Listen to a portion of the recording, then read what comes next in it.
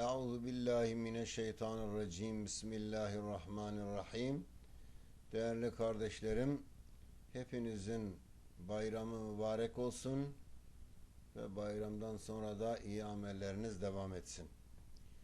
Kalpte incelik, vicdanda duyarlılık meydana getiren, bu sayede fakirlerin, yoksulların hallerini düşündürecek insanlığa yardımlaşma hissini uyandıran, böylelikle Müslümanlar arasında sosyal dengenin sağlanmasına yardım eden, kin, nefret, düşmanlık ve bencillik gibi bayağı kötü duyguları kaldıran, mutluluk içinde yaşamalarına vesile olan, farziyeti Kur'an ve sünnet ve icma ile sabit olan, hicretin 2. yılında farz olan İslam binasının ana direklerinden biri olan mübarek Ramazan-ı Şerif ayını geride bırakarak Ramazan bayramına kavuşmuş bulunuyoruz.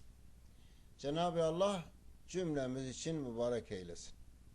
Kandil geceleriyle başlayıp 3 aylarla devam eden ve mübarek Ramazan-ı Şerif ayı ile her tarafı kuşatan bu mübarek ve rahmeti bol mevsim içinde kazandığımız ibadet, ahlak, temizlik ve güzel alışkanlıklarımızı Ramazan'ın bitimiyle terk etmeyelim. Nefislerimize zor gelmiş olsa bile elde ettiğimiz bu güzel hasletlerin, ahlakların devamı için azmimizi kırmayalım. Unutmayalım ki insanı mutlu eden en önemli duygulardan biri de başladığı plan ve programı aldığı bir işi bitirmek ve sonunda da semeresini görmesidir. Bir öğretmenin toplum için yetiştirdiği talebelerin topluma olan katkısını seyretmesi, bir usta veya sanatkarın yaptığı iyi bir eser ve işi faydalı şekilde çalışır durumda görmesi, bir bahçıvanın emek verip alın teri dökerek diktiği fidanların meyve ve verdiğini görmesi ne kadar sevindirici bir olaysa, bir insanın da kötü ahlaklarını bırakıp kirli maziyi terk ederek yeniden elde ettiği güzel ahlak ve hasletlerin semeresini de görmesi o kadar sevindiricidir. İşte bu sevgi, haz ve mutluluğun kaynağı devamlılık, sabır ve azimdir. Değerli kardeşlerim, Ramazan'ın bitmesiyle bu güzel ahlak ve alışkanlıklarımızı sakın ha bırakmayalım. Unutmayalım ki maddi hayatımızın devamı için nasıl günün muayyen saatlerinde beslenmeye muhtaç isek, aynen o şekilde ruhi hayatımızın saadetinin devamı için de Allah'ın emrine imtisal ederek elde ettiğimiz güzel hasletleri devam ettirmek gerek. Yüce Allah'ın emirlerini sürekli olarak nefsimizde tatbik etmeliyiz. Allah'a olan kulluk borcumuzu unutmamalıyız. Çünkü ibadetler insanın manevi yapısını besler ve kuvvetlendirir. İnsan maneviyattan uzaklaştıkça bunalımlardan kurtulamazlar. Asrımızdaki bunalımların, çılgınlıkların, vahşiliklerin temelinde maneviyatsızlık yaratmaktadır. İbadet, insanın manevi hayatını parlatır, nurlandırır, huzur verir, refah verir, mutluluk verir. Gerek aile içinde, gerekse de toplumda esenlik verir. Ramazan'da kazandığımız güzel alışkanlıklarımızı Ramazan'dan sonra da devam ettirelim. Bu güzelliklerin şahsımızda, ailemizde, neslimizde, çevremizde, toplumumuzda, hatta dünyamızda yerleşmesine çalışalım. Nefsine yenik düşen zayıf iradeli insanlara yardımcı olalım.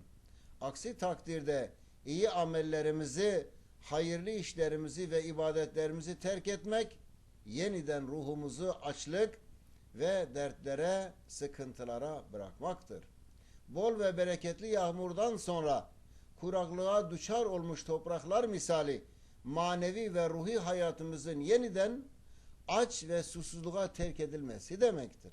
Bu da nefis ve şeytan kötü ahlak ve alışkanlıklarına karşı kazanılan zaferden geriye adım atmaktır.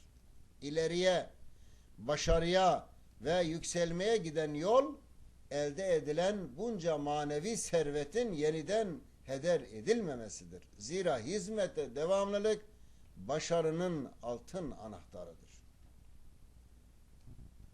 Aziz kardeşlerim, insan yaratılışı itibariyle alışmış olduğu huy ve alışkanlıkları takip etmek, onları tekrarlamak ister.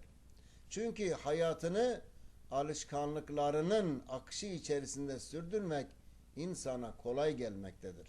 Bir başka ifadeyle kişi alışkanlıklarının adeta esiridir.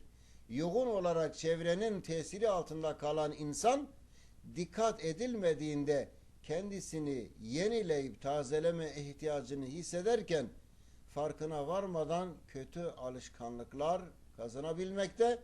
Bu da onu önce kendisine, sonra da çevresine zararlı bir mahluk haline getirmekte, zaman zaman vicdan azabına sürüklenmekte ve onun mutsuzluğuna sebep olmaktadır. İnsan iyiliğe de kötülüğe de yönelebilen karakter ve kabiliyette yaratılmıştır. Nitekim kişiye ve onu şekillendirene, sonra da ona iyilik ve kötülük kabiliyeti verene andolsun ayetlerinde insanın iyilik ve kötülükten her birini yapabilir durumda yaratıldığını, dilediğinizi işleyin ayetinde insanın seçme ve beğenme hürriyetine sahip olduğunu, kim zerre kadar iyilik yaparsa onu görür, kim de zerre kadar kötülük yapmışsa onu görür ayetlerinde insanın yaptığı iyiliklerin karşılığını iyilik olarak, kötülüklerin karşılığını da kötülük olarak göreceğini, iyilik yapın ayetinde de insanın iradesini iyilik yönüne çevirip hayır yapmasının emredildiğini göstermektedir. Hak Teâlâ'nın emir ve yasaklarında insan için hep iyilik, hikmet ve fayda vardır. Her insanda emir ve yasakların altından kalkabilme gücüne sahiptir. Yüce Allah altından kalkılmayacak emirler vermemiştir. Bu konuda Kur'an-ı Kerim'de la yukellifullahu nefsen illa vus'aha, Allah kişiye ancak gücünün yeteceği kadar yüklemiştir şeklinde buyurulmuştur. Ramazan ayı bu hakikatin en güzel ve bariz misalıdır. Değerli kardeşlerim, aziz dinleyenlerim, o halde bu mübarek ayda kazandıklarımızı kaybetmek bir yana, onları daha da güçlendirmek, çoğaltmak ve korumak en başta gelen görevlerimizden olduğunu unutmayalım. Bu vesileyle hepinizin Ramazan bayramınızı candan tebrik eder, her iki dünyada saadetler diler, selam ve saygılarımı sunarım. Bu mübarek günün ve böylesi günlerin dünyada ümmeti Muhammed arasında birliğe, beraberliğe, kardeşliğe vesile olmasını dilerim. Allah'a emanet olun değerli dinleyenlerim. Hoşça kalın.